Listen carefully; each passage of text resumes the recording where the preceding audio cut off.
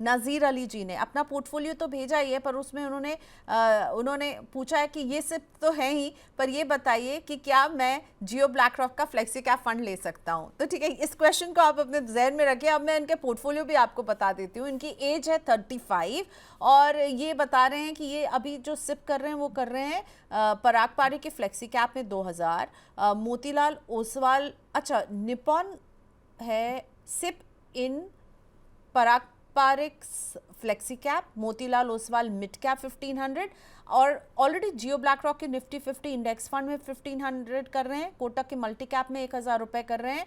15 साल का इनका नजरिया है और अब कह रहे हैं कि क्या मैं, एक पराग पारिक का फ्लेक्सी कैप है, एक मोतीलाल ओसवाल का मिड कैप है, एक जियो ब्लैक रॉक का निफ्टी 50 इंडेक्स फंड है, एक कोटक का मल्टी कैप है, 15 ईयर्स का नजरिया है। तो क्या नजीर जी पूछ रहे हैं कि क्या मुझे एक जियो ब्लैक रॉक का फ्लेक्सी कैप भी इसमें ऐड करना चाहिए?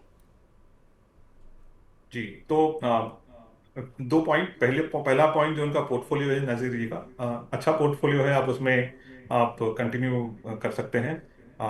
दूसरा पॉइंट जो है कि इस नए फंड में निवेश करना चाहिए, तो आई थिंक इसका आंसर हमने शो के स्टार्ट में ही दे दिया है कि किसी भी फंड, जब नया नया कोई भी फंड नया आता है तो उसको आप थोड़ा सा समय दीजिए, उसको उसका उसको एनालाइज करने के लिए, उसको अंडरस्टैंड करने के लिए, उसको रिव्यू करने के लिए, और उसके बाद आप निवेश करें तो हमेशा अच्छा होता है। यानी एक एक एक इन्फॉर्म डिसीजन हम कहेंगे, right, rather than just going by NFO का euphoria. Okay, so but already, and one more question, की ऑलरेडी अगर पराग पारिक फ्लेक्सी कैप है तो क्या एक और फ्लेक्सी कैप की इनको जरूरत है? 15 ईयर्स अनटिल का एंड अगर अनलेस, नजरिया है। जी, अनटिल एंड अनलेस ये फ्लेक्सी कैप या फिर कोई भी दूसरा फ्लेक्सी कैप एक अलग रणनीति नहीं लाती, जो पारंपरिक ऑफर नहीं कर रहे हैं, राइट, तो उसमें सेंस बनता है, राइट, क्योंकि जैसे कि अगर आप देखेंगे पारंपरिक का फ्लेक्सी कैप जो है, वे कंसिस्टेंट रहे, और उनका जो जो स्टाइल जो है ज्यादातर वो वैल्यू स्टाइल है, राइट, वे कैश, वे बहुत समय में उनको देखा गया है कि वे कैश लेवल्स भी बढ़ा के रखते हैं, राइट। तो और ये उनकी रणनीति वर्षों से काम आ रही है, राइट। तो कहीं ना कहीं ये एक स्ट्रैटेजी है इस पारंपरिक का। उसी तरीके से अगर दूसरे फ्लेक्सी कैप हैं जो जो एक ग्रोथ स्टाइल अप्रोच फॉलो करते हैं, और जिनका देखने का नजरिया मार्केट का, ओके, थोड़ा सा फर्क है उनका और पारंपरिक में, तो then it there is some merit in adding that. But नए फंड के बारे में ये सब जानकारी आपके पास नहीं होती, इसके लिए हमारी राय है कि कुछ समय आप नए फंड को दीजिए, उसके बाद आपको चाहिए तो आपके पोर्टफोलियो में आप ऐड कर सकते हैं। ओके, तो थोड़ा सा वक्त दीजिए नाजिर जी। वैसे आपने अच्छा पोर्टफोलियो बनाया हुआ है। हर्षद सर ने आपके पोर्टफोलियो में जो स्कीम्स हैं 6000 की आप सिप करें, उन्हें थम्स अप दे रहे हैं, उसमें कोई चेंज करने की ज़रूरत नहीं है। पर नई स्कीम के लिए थोड़ा सा इंतज़ार, थोड़ा सा सब्र करके इसमें निवेश कीजिएगा। अगला सवाल संदीप कुमार मिश्रा जी का लेते हैं। 60,000 रुपए की हर महीने संदीप जी सिप कर रहे हैं। इनके पोर्टफोलियो की कुल वैल्यू जो है वो 28 लाख पहुंच गई है। इनके सिप कुछ इस तरह से हैं: पराग पारिक का फ्लेक्सी कैप है 5,000, मोतीलाल का मिड कैप 5,000, ईडलवाइज के मिड कैप में भी कर रहे हैं 5,000 की सिप, निपॉन के मल्टी कैप में कर रहे हैं 5,000 की सिप, निपॉन का स्मॉल कैप भी होल्ड करते हैं 5,000 की सिप, एसबीआई का इनके पास है, आई थिंक एसबीआई का गोल्ड फंड ऑफ फंड भी है और एसबीआई का सिल्वर फंड ऑफ फंड भी है। ओके, तो जब इंडेक्स गिरता है तो ये सिर्फ कुछ बढ़ाते हैं। लमसम भी निवेश है इनका, लमसम निवेश भी एक बार दिखा देते हैं सर को। सो लमसम निवेश है इनका एचडीएफसी के मिड कैप में 6,80,000, एचडीएफसी के इंफ्रा फंड में 1,20,000, आईसीआईसीआई का इंफ्रा फंड 6,24,000, एसबीआई का Contra fund 1,30,000, Aditya Birla PSU करीब 70 लाख रुपए यहाँ पर कर रहे हैं, और बंधन स्मॉल कैप में भी जो है वो कर रहे हैं, Franklin small cap, Canara Robeco small cap, quant small cap, Axis small, सब में 4 lakh. Okay, so basically SIP तो चल रही है इनकी 60,000 की, और इसके अलावा ये जो है लमसम भी एडिशन कर रहे हैं, जिसमें HDFC mid cap, HDFC infra, ICICI infra, SBI contra, Aditya Birla PSU, Bandhan small cap, Franklin small cap, Canara Robeco small cap, quant small cap और एक्सिस का स्मॉल कैप है। Harshad sir, your views. जी। तो फर्स्ट पॉइंट ये है ना कि संदीप संदीप जी, आपका पोर्टफोलियो जो है उसमें काफी नाम अच्छे हैं जो फंड्स के, लेकिन प्रॉब्लम एटलीस्ट एक एक एक सजेशन देना चाहूंगा, प्रॉब्लम तो नहीं, कि आपका पोर्टफोलियो जो है वो ओवर डाइवर्सिफाइड है। और एक स्टेज आएगा जब उसको अगर आप इसी तरीके से नए नए फंड्स को ऐड करते जाएंगे तो उसको मॉनिटर करना कभी कभार चैलेंजिंग हो जाता है। हमने भी बहुत सारे निवेशकों के पोर्टफोलियोज देखे हैं जहाँ पे फंड्स जो है ना, वो शुरुआत में अराउंड 10-15 होते हैं और फिर over the period of time वो चले जाते हैं 20-25 तक।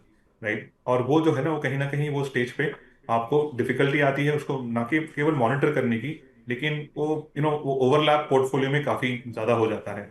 तो एक सजेशन ये है कि आपके जो जितने सारे होल्डिंग्स है, राइट, अगर हम बात करें आपकी एसआईपी जहाँ चल रही है, तो फंड्स आपके अच्छे हैं। आपने एक मोमेंटम फंड जो है, आई थिंक एडलवाइस का मोमेंटम फंड है, वहाँ पे भी आप निवेश कर रहे हैं, तो कहीं ना कहीं वो अग्रेसिव अप्रोच है।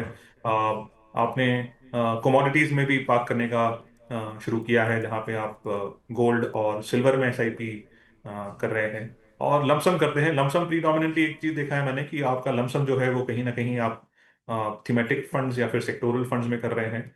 और संदीप जी, अगर आपने कभी हमारा पुराना वार्तालाप सुना होगा प्रियंका जी के शो पे, तो एक एक हम हमेशा सजेशन देते हैं कि इंफ्रास्ट्रक्चर फंड या फिर कोई भी एक सेक्टोरियल या थीमेटिक फंड है, उसमें थोड़ा सा रिस्क जो है वो ज़्यादा होता है और वो साइक्लिक होते हैं नेचर में। जब वो स्ट्रैटेजी चलती है तब बहुत अच्छा परफॉर्म करते हैं, और हो सकता है कि ऐसी भी स्टेज आए जब वो स्ट्रैटेजी थोड़ा सा स्लो चले, तो उस समय में आपको पेशेंस रखना जरूरी है। तो आप जब एसआईपीज उसको डाइवर्सिफाई तरीके से कर रहे हैं, तो कहीं ना कहीं लमसम को भी उसी तरीके से आप देखें।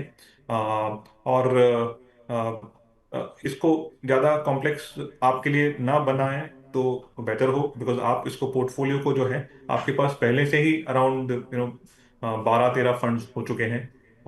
उनमें से कुछ सेक्टोरल है, लेकिन ऐसे भी डाइवर्सिफाइड फंड्स हैं जो आज अच्छा कर रहे हैं, जहाँ पे आप एडिशनल पैसा जो है जब भी आपके पास आए, आप लमसम के रूप में या फिर जब आपको एडिशनल एसआईपीस करनी है तो आप कर सकते हैं। राइट, जैसे कि पारंपरिक फ्लेक्सी कैप हो गया, निपॉन मल्टी कैप हो गया, फिर एचडीएफसी मिड कैप है, एसबीआई कॉन्ट्रा है, राइट, इवन बंधन स्मॉल कैप है। तो ये कुछ फंड ऐसे हैं जहाँ पे आप एडिशनल एसआईपीज अगर फ्यूचर में आपको करना चाहें तो कर सकते हैं। लेकिन अननेसेसरी और फंड्स को ऐड ना करें। ये आपको और यानी आपको मॉनिटर करने के लिए कोई स्टेज पे डिफिकल्टी ना आए, इसलिए मैं ये सजेस्ट कर रहा हूँ।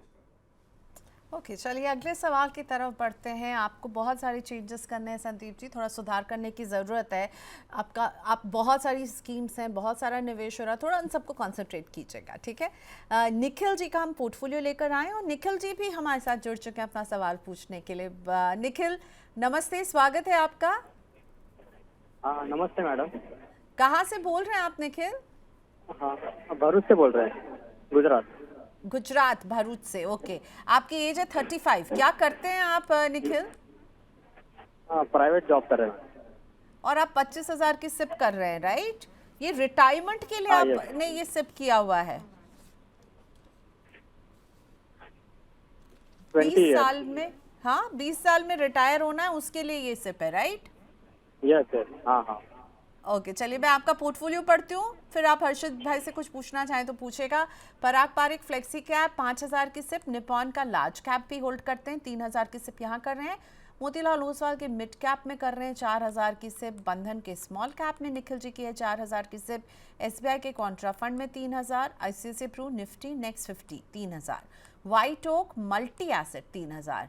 और बहुत अच्छी लाइन जो मुझे लगी निखिल जी आपके मेल में कि 10% से आप हर साल कह रहे हैं मैं इसको बढ़ाऊंगा अमाउंट को, राइट?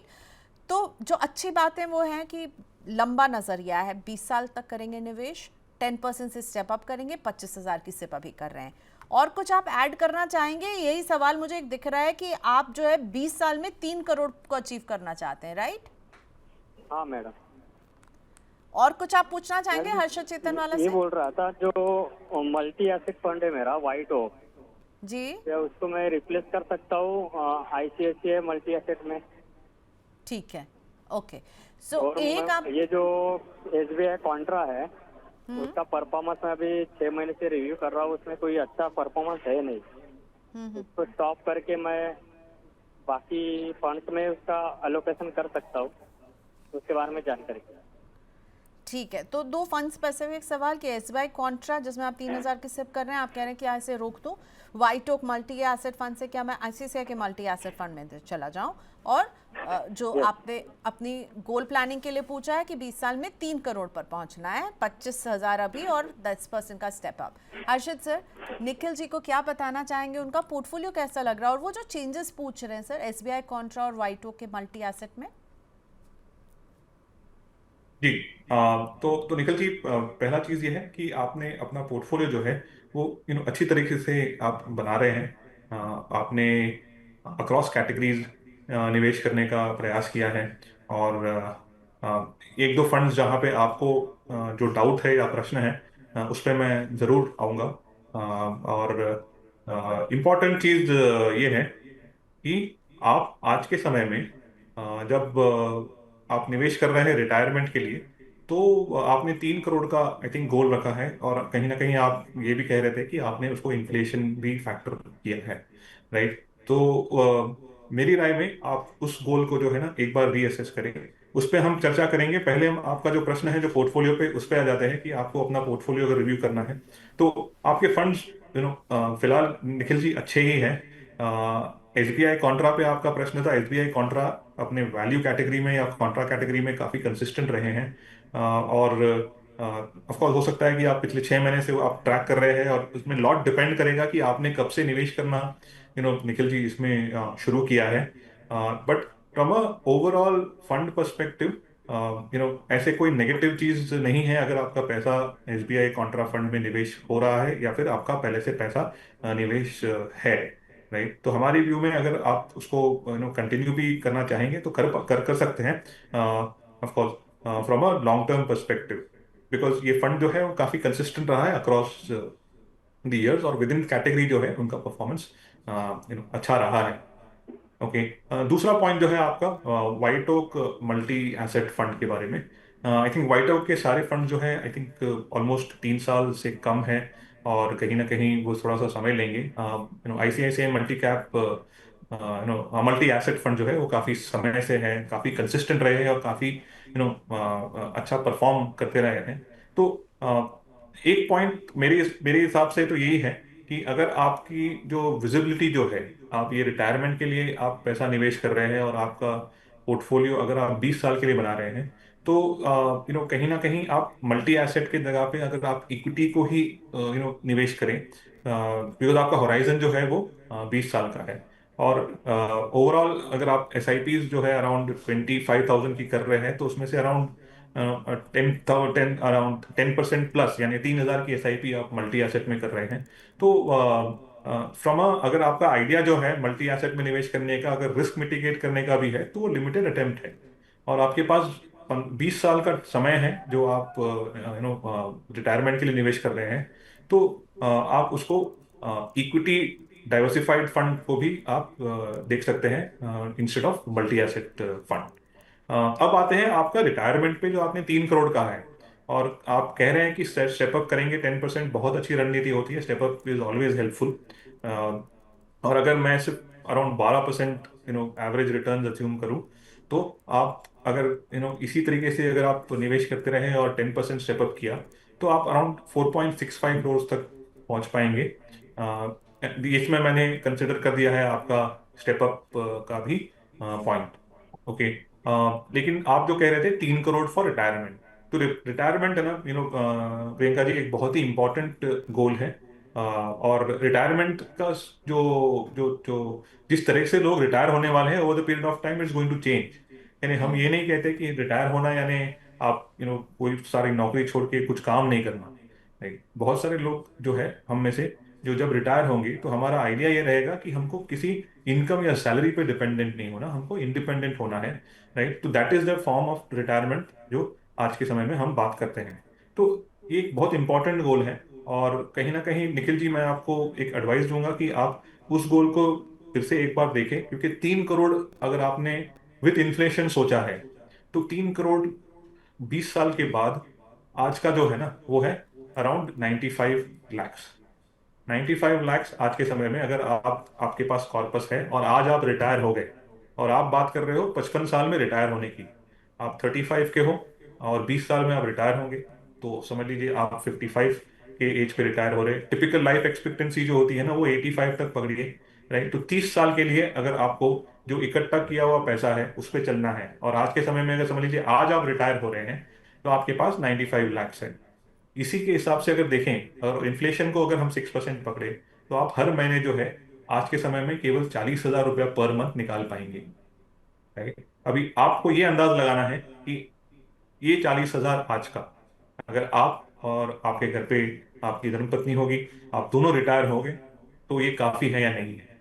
यूजुअली देखा गया है जब आप रिटायरमेंट का गोल जब प्लान करते हैं, तो यूजुअली आप कम से कम 75,000, 80,000 या 1 लाख के आसपास पर मंथ का एक्सपेंसेस, जिसमें आप आपके इंश्योरेंस का कॉस्ट हो गया, आपका मेडिकल कॉस्ट हो गया, ये सारी चीजें ऐड करके आप देखते हैं। तो आपके जो फंड्स हैं वो अच्छे हैं, आपकी रणनीति अच्छी है स्टेपअप की, आप सिंसियरली इन्वेस्ट कर रहे हैं, जो नंबर आप सोच रहे हैं वो नंबर बिल्कुल पहुंचेंगे। सिर्फ एक ही मेरा अनुरोध है कि आप अपने रिटायरमेंट के गोल को एक बार रीइवैल्यूएट करें कि क्या आज का समय का 40,000 पर मंथ, ठीक है, जो आगे जाके काफी होगा क्या।